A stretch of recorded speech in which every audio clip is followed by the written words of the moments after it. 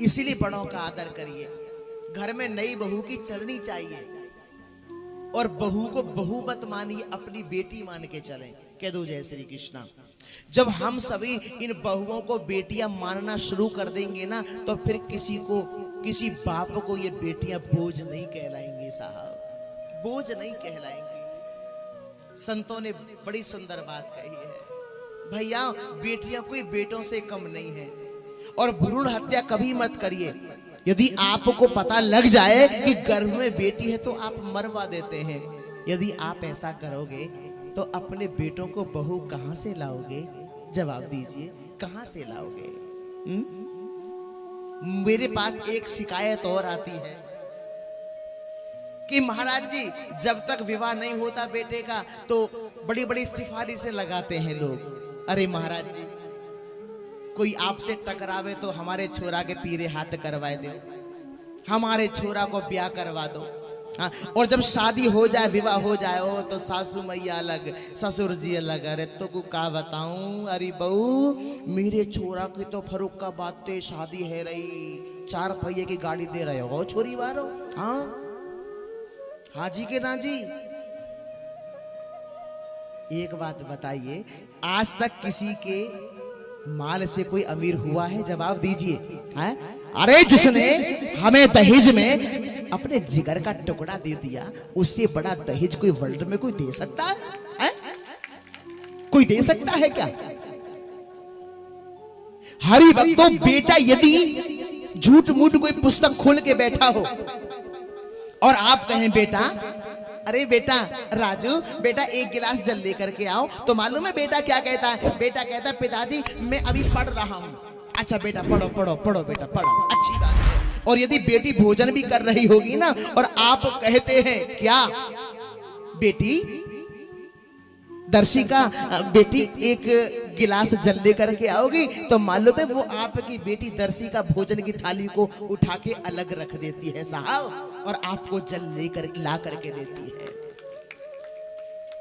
बेटे का है मान जगत में और बेटी का क्यों मान नहीं? अरे दुनिया वालों ये बतलाओ, बेटी क्या संतान नहीं?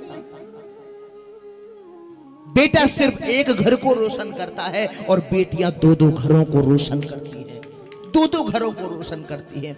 और मालूम है बेटी जब गर्भ में होती है तो बेटी क्या कहती है? जब उसको मरवाने का यानी कि भ्रूण हत्या करने का विचार करते तो मालूम है वो बेटी क्या कहती है? सब जानती है, सब सुनती है, बस बोल नहीं पाती है, बोल नहीं पाती है। बेटी कहती है पिताजी,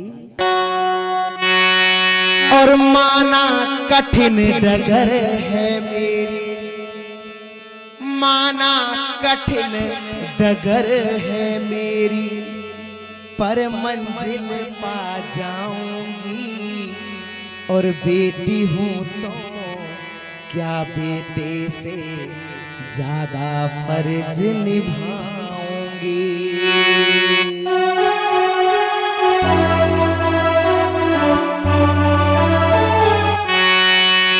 माना कठिन डगर है मेरी, माना कठिन डगर है मेरी, पर मंजिल पा जाऊंगी। बेटी हूं तो क्या बेटे से ज्यादा फर्ज निभाऊंगी।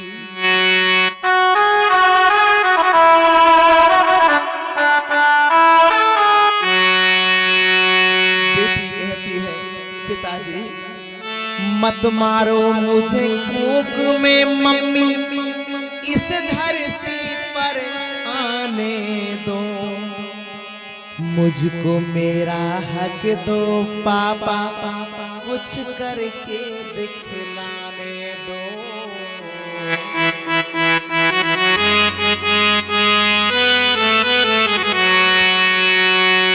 मत मारो मुझे कोख में मम्मी, इस धरती पर आने दो, मुझको मेरा हक दो पापा, कुछ करके दिखलाने दो। पढ़ लिख करके तुम दोनों का, पढ़ लिख करके तुम दोनों का मैं सम्मान बढ़ाऊंगी, बेटी हूं तो क्या बेटे से ज्यादा फर्ज निभाऊंगी।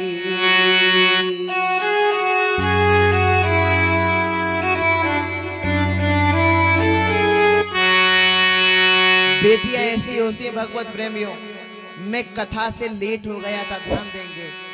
मेरी बेटी का फोन आया, बेटी कहती है पापा कब आओगे।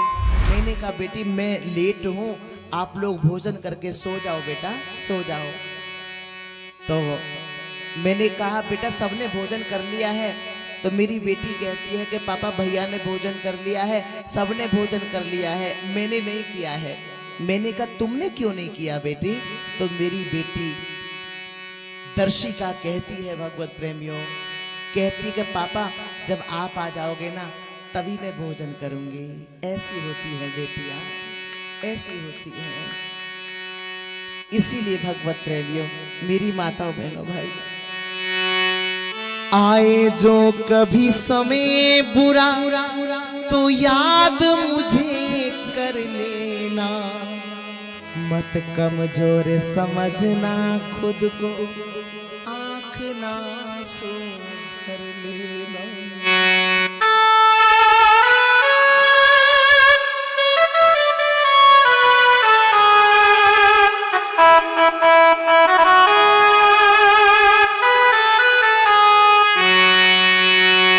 आए जो कभी समय बुरा तो याद मुझे कर लेना, मत कमजोर समझना खुद को, आँख ना सुभर लेना।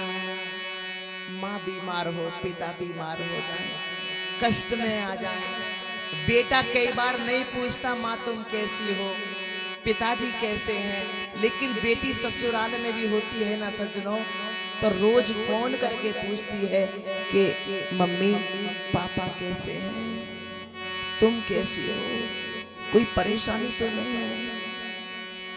लेकिन भगवत प्रेमियों माँ ऐसी होती है, परेशानी भी होगी ना फिर भी कहेगी नहीं बेटी मैं ठीक हूँ, बेटी तुम कैसी हो।